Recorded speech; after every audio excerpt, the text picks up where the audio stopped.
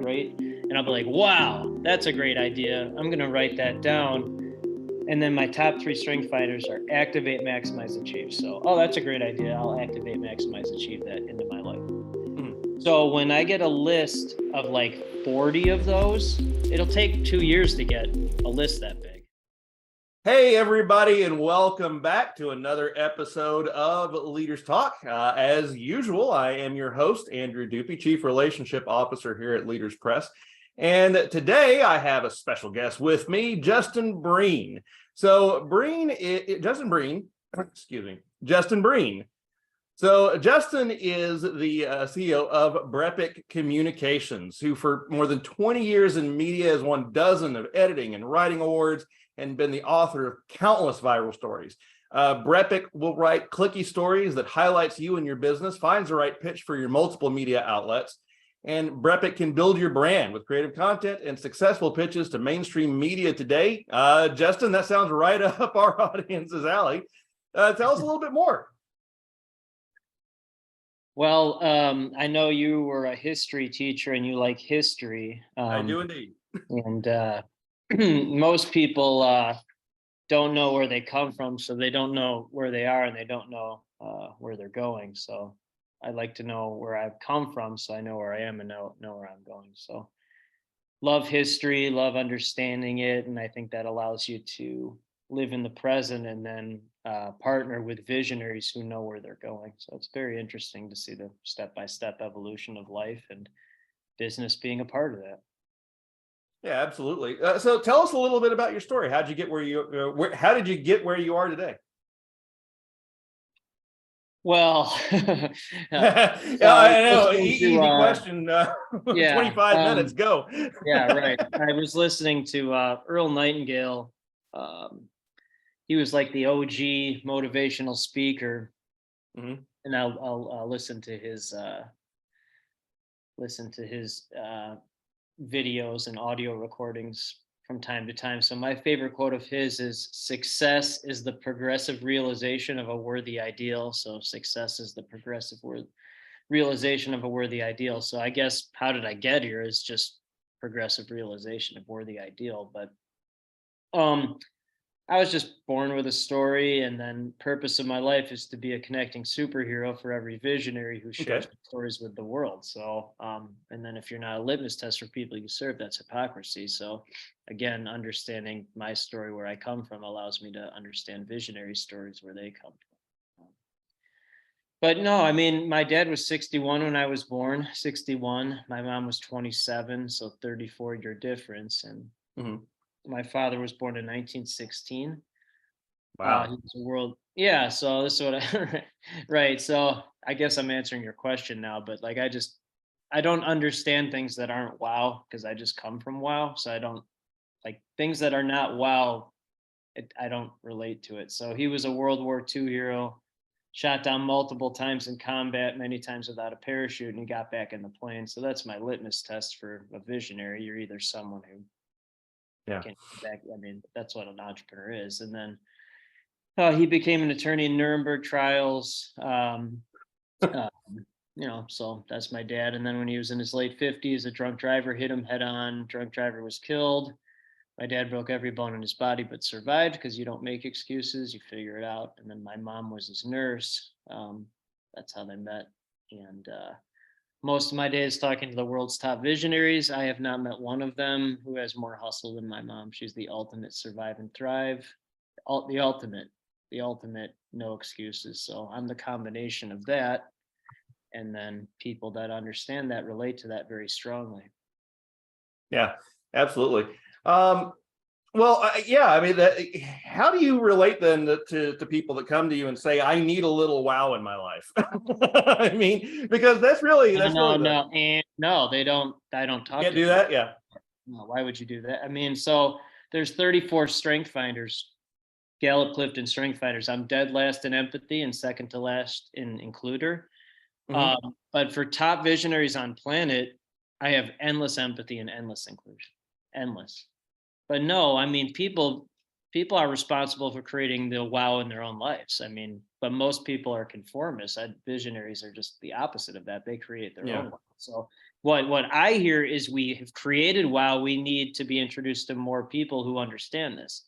So that's what my brain does. All right, well, let's talk then a little bit about, how can a visionary decide what wow moments they have in their life? How can they translate that into then something where they're able to increase their visibility and get in front of more people? Because that's what a lot of our audience is interested in. They're interested in, what ways can I become more visible? How do you translate and relate that to an audience that doesn't know anything about you? That doesn't know anything about me? Or just in general, someone that would come to you and say, how do I become more visible? How do I do this? So we'll relate this. I'm pretty high in relator on Strength Finder, so I'm gonna use my strength here to relate to a book publishing audience. Okay. Perfect. Yeah, absolutely. Okay. I'm gonna do that. I'm gonna take that question and book. Okay.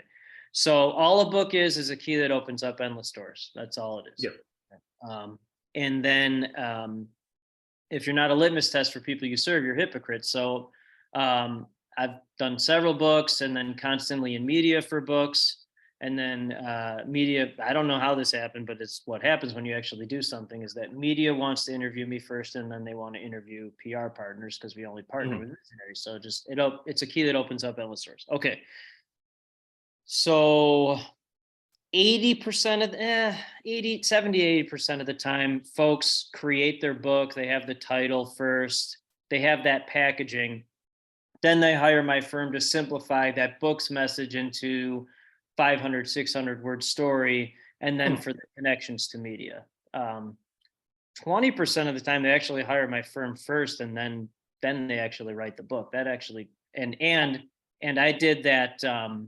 I started doing media for my second one before it was even written, 6 months before it was written, and then it came out in August, and I still do 5+ interviews a week for it. So that's really what it is. But then there's two dovetails to that. One, any visionary would never try to find their own story themselves. They would find the best person to do that for them. If there's something that I don't like to do and I'm not good at, I just hire someone to do it.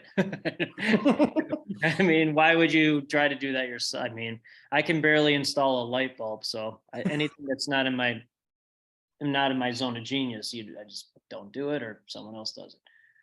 Okay, so and then the second dovetail to that is media only needs two things for a good story, only two. One is a good story, which everyone has, what you've overcome in life, what inspires you, why you're doing this. That, for me, that's easy. Most people don't know how to do that because they don't know. They don't live in that world. Right. And then two is a news peg. A news peg is, why is it a story now? So again, with a book, that's an obvious news peg. That's an easy news peg. And our firm partners with a lot of folks that have books because those are good news pegs to talk about. Yeah. And I mean, and that's just it. So what would be your why that someone should have when they're coming at writing a book? Because we talk a lot about, the how. Book is the key that opens endless doors. That's what it is. Okay. Yeah. I mean, so I'm a simplifier. Most people I talk to are ideator futurists. They're all over the place. ADHD, diagnosed or undiagnosed. That's not a disorder. It's just a sign of genius mislabeled by humans. And I'm 100% simplifier, total focus. So why the book is, it's a key that opens up endless doors. I mean, that's what it is. And this is where your company is very valuable. Most people write books and they're totally meaningless because there's no meaning behind them. None. There's no meaning. They don't even know the why because they don't even know what doors to open. They're just crossing off a list on something. So your company allows the book to have far more meaning than just a regular book. Far more meaning, whether it's Wall Street Journal bestseller or high levels of access and connectivity. And then you provide a network of people that have also written books, and so those people become potential collaborators or partners.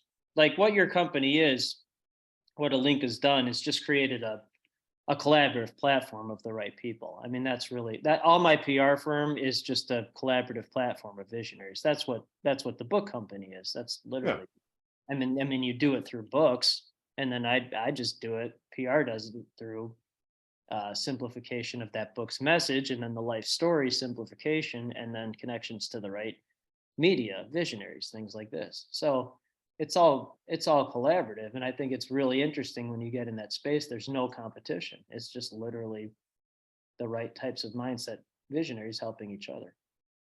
Right. Yeah. And I think that's why there's so much importance that's put on the concept of joint ventures.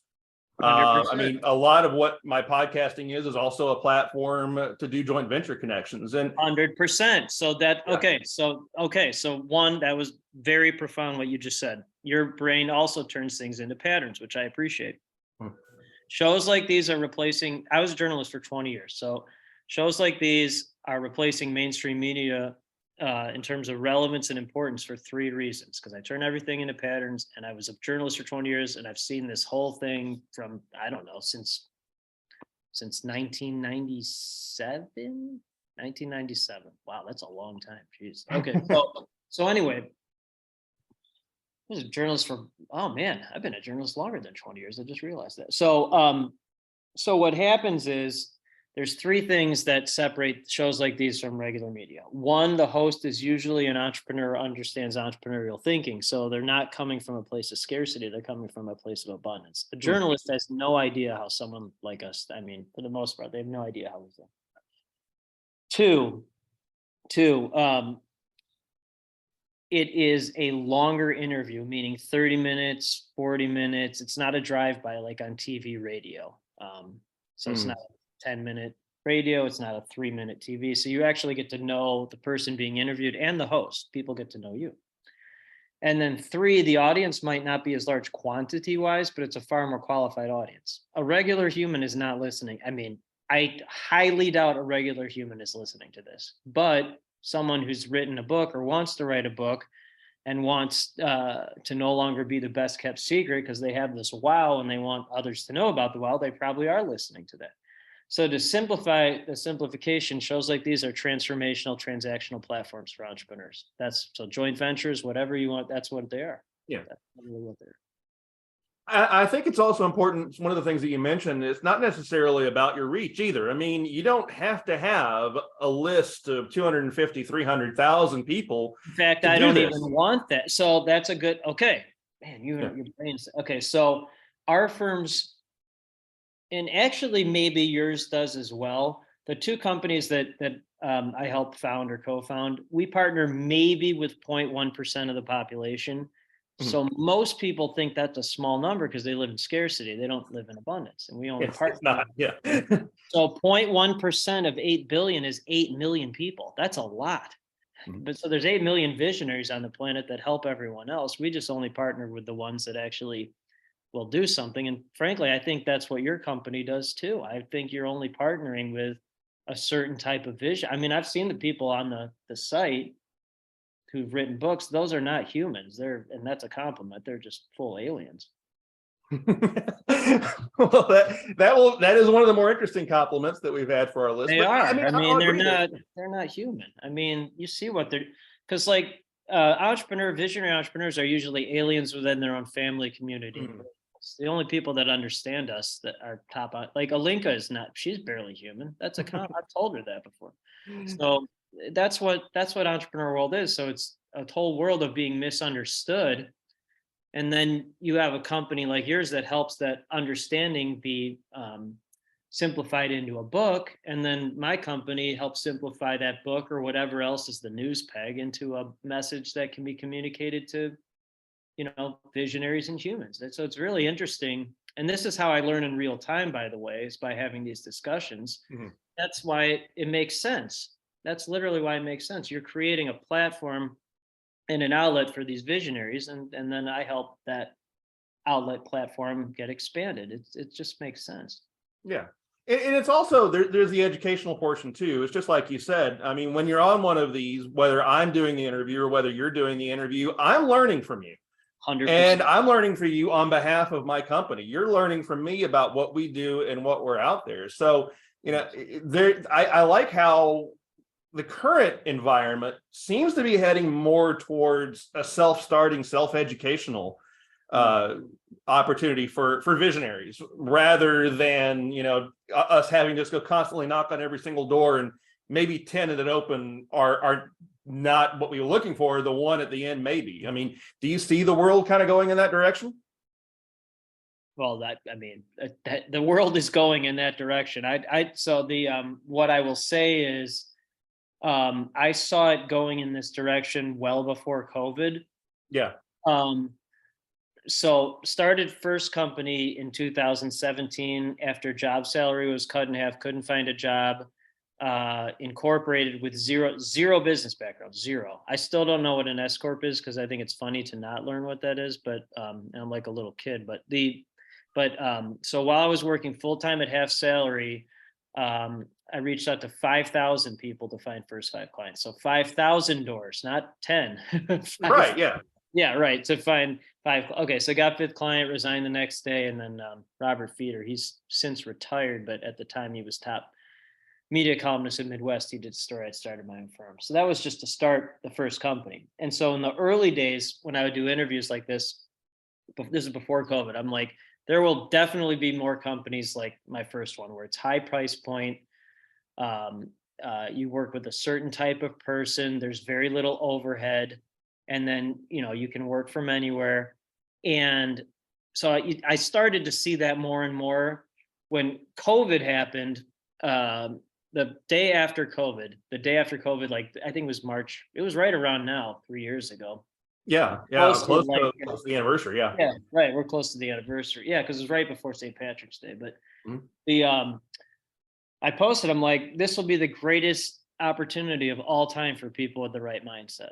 So COVID just fast tracked. I mean, and there have certainly been negatives to it, but for people with the right mindset, it's been the greatest. This will probably be the greatest opportunity of all time in our lifetimes. For people with the right mindset who could take advantage of this situation and create something. Yeah.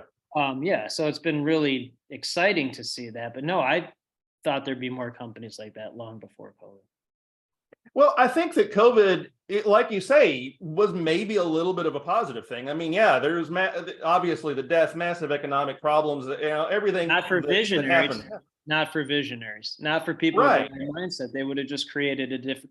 So that is, and that I understand. I appreciate it. Regular society. My wife's a pediatrician, so think the opposite of me. Think that literally the opposite person as me. That'd be my wife, and she got COVID at the end of 2020, and I was watching our 2 sons in the house while she was quarantined upstairs, and it looked like Animal House, if you've seen that movie, but I kept them alive. I did keep them alive.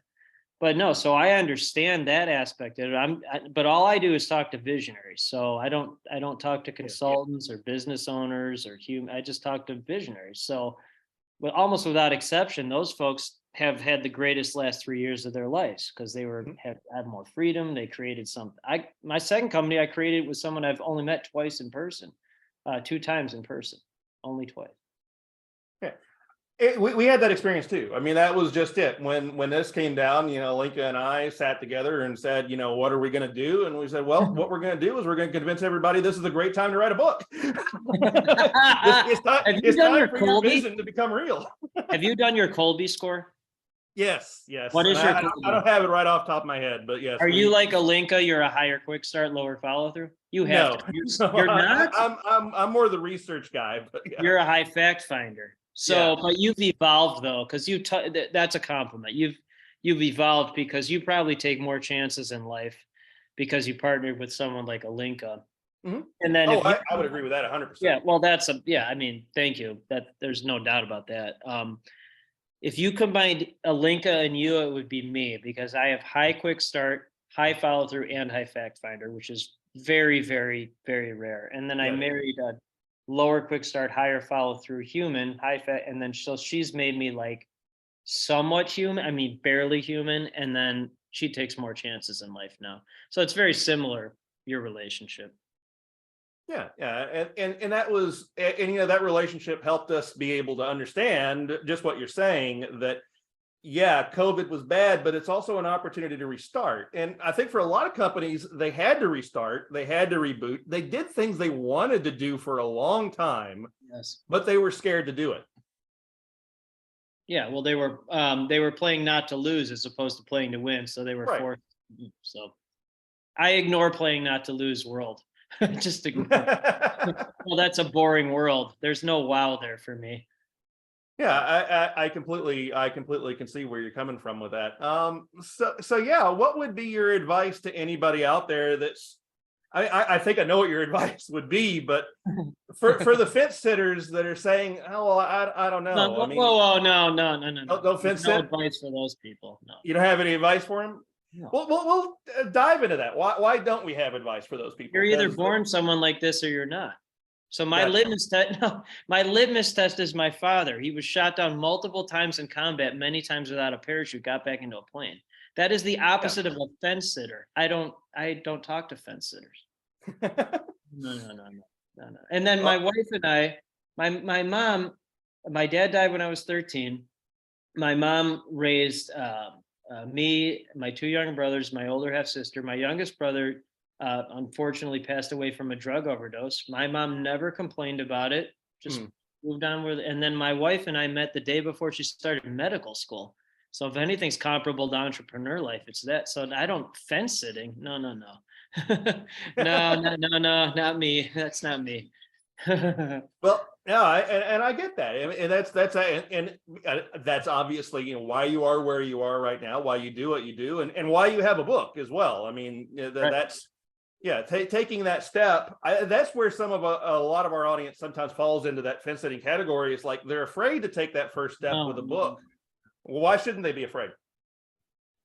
I mean, other than just that I they don't should know how grab to it. answer that. I don't know how to answer that question. I mean, Hmm. you're talking to someone who comes from two of the most courageous, like in a good way, hustling type people, and then so I have those genetics. And then my wife and I've known her our entire relationship has been when she's been a doctor in medical school. Yeah. Like I don't know how to answer the reason why most people are miserable because they don't take chances in life and they never find out what they like to do and what they're good at. So that's difficult, doing something every day you don't like to do or not good at. And then the second reason is they actually find out what they like to do and what they're good at, and they don't do anything about it. I can't understand that. Right. That's where my total lack of empathy. It's like you could keep asking me that question 100 different ways. I'm like talking to a wall. I don't understand. I Yeah. completely don't understand that. No, I can see where you're coming from on that. So let's look at something practical then instead. When Thanks. you chose, no, I mean when you chose to write your book, what was the process that you began in that? Well, I mean, how did you start that process of actually getting it down on paper and getting it ready to go? Okay. Now this will be definitely a different answer than most people. Okay. I love it. Okay. So being a professional journalist, and I don't say this lightly because most things I'm terrible at, but for actually writing a book, it was easy for me. Okay. So the actual process is in Strength Finders, I'm very low in ideation, 32 out of 34 in ideation. Most of the people I talk to are the top ideators on the planet. So they're shiny object, shiny object, shiny object, ideator, Mhm. ideator. Okay. So then, but every one or two times a month, they'll say something. One of those people will say something truly great. And it was just to write the second book took me 16 days. The first book took 40. So the next book I write, I want to do it in less than 16. That'll be difficult, but I think I can do it. But to get the ideas takes years. Takes years to Yeah. get. Yeah, I mean that's really it. It's the process of getting the ideas and then finding out how you're going to do it. I mean, you, not everybody can write a book in 16 days. Almost no one can, but also Yeah. most people can hold a pencil, and I have a very hard time doing that. Most people can tie their shoes fairly easily. I struggle with that. So like that's what I mean. If I'm not good at something, well, I don't have someone tie my shoes, but I'm just saying like just find someone else to do it. Like I just stay in my zone of genius, and part of that is writing a book. Right. Yeah. And that ends up why people like us are here to give you that opportunity Right. to be able to do it. You don't have to do it all yourself. Well, why would you? That's insane. So I Right. mean, that's the same reason why you'd sit on a fence. Like that makes no sense to me. So like, Yeah, I can write the books, but I don't know how to package it. Oh, you would have laughed. Actually, you wouldn't have maybe, but like just to get on, I can't even remember. Is it KDP? Is that what it's called? Oh yeah, we're familiar with KDP. Yeah. Okay, so and it's great. For me to log onto something like that is an absolute nightmare. So it takes things that a third grader could do it easily. For me, it's an absolute, and I don't know why. It just is. So that type of stuff, it's a nightmare for me. And like picking out a cover or even a headline. I'm not good. I'm not a very good headline writer. I'm okay. So I needed a lot of help with that. But I can write text. That a book is not hard to write. Yeah. And that's and that's just it. I mean, I think that's where we sometimes run into the fence sitters, is a situation where someone will look at it and say, well, I don't want to necessarily outsource all of this. It's my baby. I want to have it done right. But I mean, you're telling me, and I've heard multiple times others, that it's the logical thing to do. It's the logical thing. You hire people to do your internally in your company. You hire people to run your finances. If you're not a Hire financial people to guy, do everything. Everything. Exactly. Everything. You hire, you live where you live and pay taxes to find a school for your children. That's hiring. I mean, there's Right. no, it's just like, so you got me all wound up now because like I just don't understand this part of society. Like it makes no, and again, visionaries I talk to, they don't understand it either. So they just create their own world with their own rules. So I just created my own world with my own rules where people actually understand what I'm talking about. But of course that's the logical, of course that's a logical thing to do. Why would you do something that you're not great at or someone else could do it better? I mean, like why wouldn't you want the best result? Yeah. And I agree with you. I'm surprised as well, just by the number of times where, I do interviews like this. We have podcasts with multiple people from various different levels of business, and they all give very common sense solutions to questions that we're asked all the time.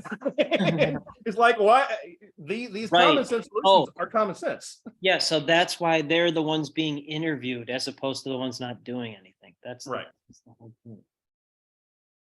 Yeah. I haven't been wound up like this on a podcast. I don't think I've ever been wound up this much, but that's a compliment to you. Maybe because you keep bringing back like normal world society, which is like, I think it's just funny, but because I never even think about it unless Right. somebody brings it up. But like, it's just two different worlds. And that's why we only partner with visionaries who live in abundance and who look at things as investments, not costs. So there's no scarcity. There's no what do you cost or charge. There's none of that. It eliminates it. And I have found, for the most part, people disqualify or qualify themselves with their own mindset within seconds of a conversation, Mhm. certainly within minutes, but you can tell right away. Yeah, no, I agree with that. Back in the days when I was in sales, I knew whether or not the sale was going to be made in a high level, probably within the first 45 seconds of the conversation. And that's interesting. So the word sales has been, I've really tried to learn that aspect of life because like when you're a journalist, you don't sell anything. You're Right. buyer of the story. And then when starting first company, reaching out to 5,000 people to find first 5 clients, that's just all sales, which I'm not a natural salesperson. And then now I'm just a full buyer again. Like people pay our firms, but I'm just buying the people I want to hang out with. So it's gone from buyer to pure seller to selling a little bit, and then becoming the buyer. It's because of raising rates. It eliminated nickel and dime thinking, and it eliminated everything except visionaries. And then they gladly want to be a part of that because they want to be introduced to other visionaries and other buyers. So when you're the buyer and not selling it, I don't sell anything. Like you either understand this and you want to do it or you don't. So Well, yeah, and I think that makes a lot of what we're doing, especially with putting out books and just making people more visible. It makes it easier to cut out the selling part and just get straight down to, hey, you've read my book, you've seen my website, you see me on the podcast, you already know a lot about me, so let's just talk business. 100%. It's a key that opens endless doors. Yep. That's all it is. Absolutely. Well, Justin, as we're kind of wrapping up here, how can our audience, if they want to open some endless doors, get some wow moments, look into you, how can they find you? Yeah, I mean, this is a really interesting interview. I like how your brain thinks. We're both simple. I appreciate Um, it. I mean, the main site is brepicllc.com. That's the best way. Perfect. All right. And hey, ladies and gentlemen, the links on that are down below. Justin, I enjoyed our conversation today. Ladies and gentlemen, you might have missed a little bit. There was some noise that came in that, but I think we had a good one. I think everything went really cleanly. So again, thank you so much, Justin. We're going to be in touch, and we wish you the best on everything. Thank you, Andrew. I'm very grateful for our collaboration, and it's really exciting to find right fit partnerships or JVs, however you want to call it. It's really exciting. Absolutely. Yeah, we look forward to more.